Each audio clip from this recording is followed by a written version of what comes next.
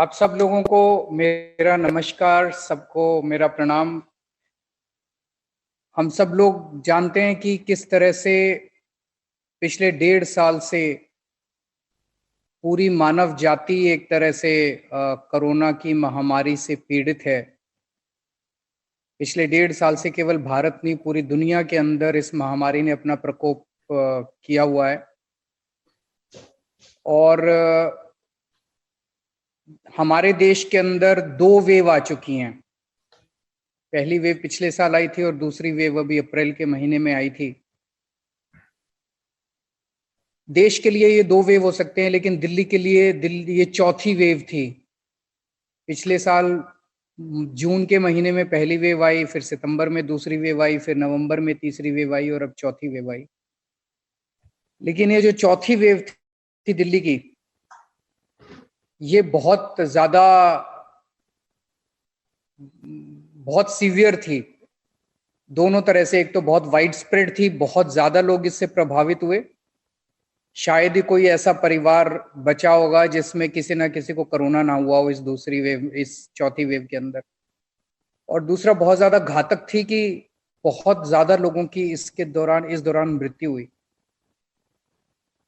और जब लोगों से सुनते हैं तो ऐसे बहुत सारे केसेस सुनने को मिले जिसमें बच्चे अनाथ हो गए, अब उन बच्चों को पालने वाला कोई नहीं है।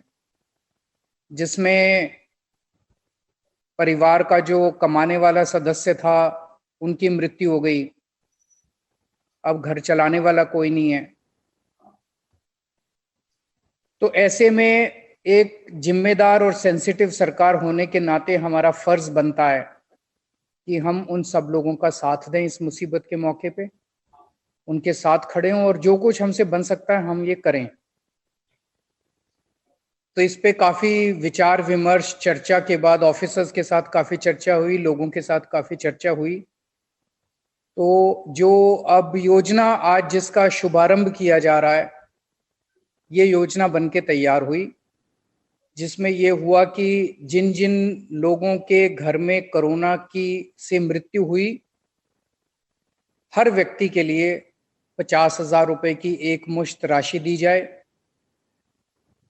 उसमें और कुछ नहीं पूछा जाएगा, बस कि कोरोना से मृत्यु हुई तो उनको 50,000 रुपए की राशि दी जाए। और जो लोग, जिन लोगों के घरों में ब्रेड अर्निंग मेंबर, कमाने वाले व्यक्ति की मौत हो गई है, उन लोगों को एक मंथली इनकम का सहारा दिया जाए, मंथली एक राशि का सहारा दिया जाए।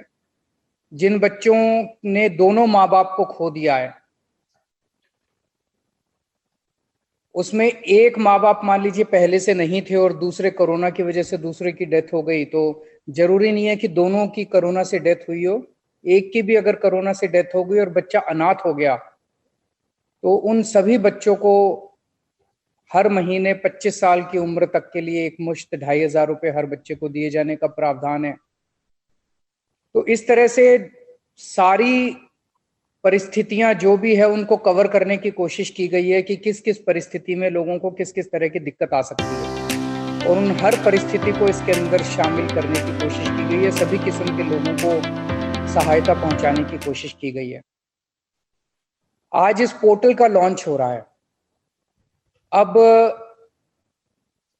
1-2 दिन के बाद से हमारे सरकार से, दिल्ली सरकार के रिप्रेजेंटेटिव्स, जिन लोगों की मौत हो गई, जिन लोगों के घर में कोरोना की वजह से डेथ हुई है, एक तो तरीका है कि वो खुद भी अप्लाई कर सकते हैं पोर्टल में, और दूसरा ये कि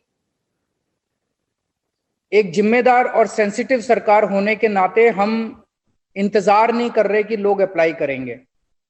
जिन जिन लोगों के घर में मौत हुई है, सबके घरों में दिल्ली सरकार का एक रिप्रेजेंटेटिव जाएगा और वो रिप्रेजेंटेटिव जाके उन लोगों से ये फॉर्म भरवाएगा और उन लोगों से रजिस्ट्रेशन करवाएगा।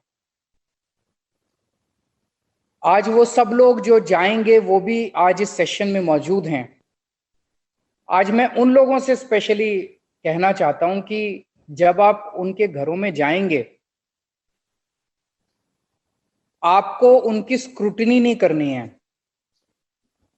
आपको ये नहीं दे उनके कागजों में नुक्स नहीं निकालना है, आप उनके कमियां निकालने के लिए नहीं जा रहे। ये कागज नहीं है जी आपके पास तो ये कागज नहीं है, आपके पास तो ये कागज नहीं है, इसीलिए आपका केस तो हो नहीं सकता, आपका केस तो रिजेक्ट किया जाता है। ये नहीं करना बिल्कुल।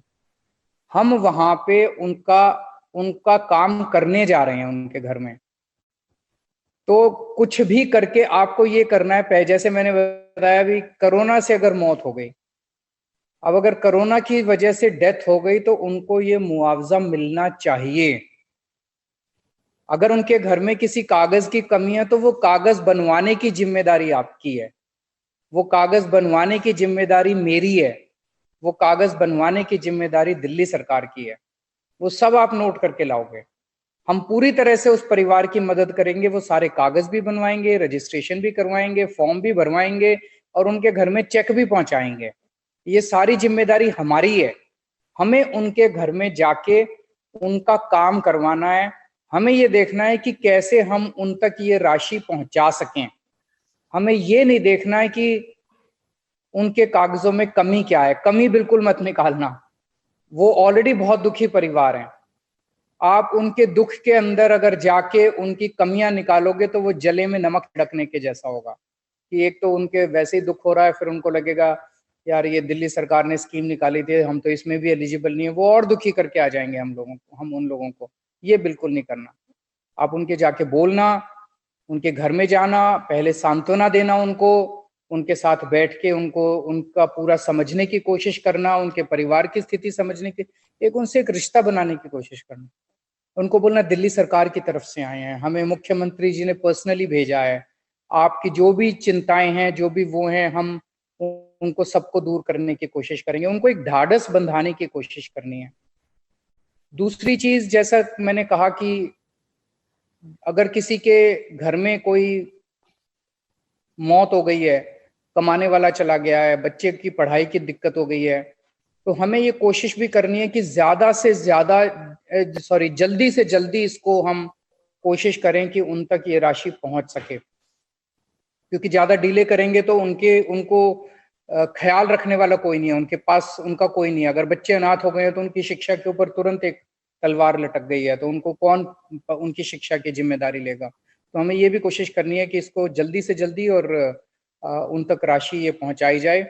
मुझे बेहद खुशी है कि हम लोगों ने इतने कम समय के अंदर ये आज स्कीम लॉन्च कर दी है, और अब कोशिश हम सब मिलके करेंगे कि उन सब परिवारों को मैं हमेशा कहता हूं कि दिल्ली के 2 करोड़ लोग हमारे एक परिवार की तरह हैं, और परिवार के लोगों को जिसको भी ये दिक्कत हुई है, उन सब लोगों को हम मदद करने की कोशिश करें। नमस्कार।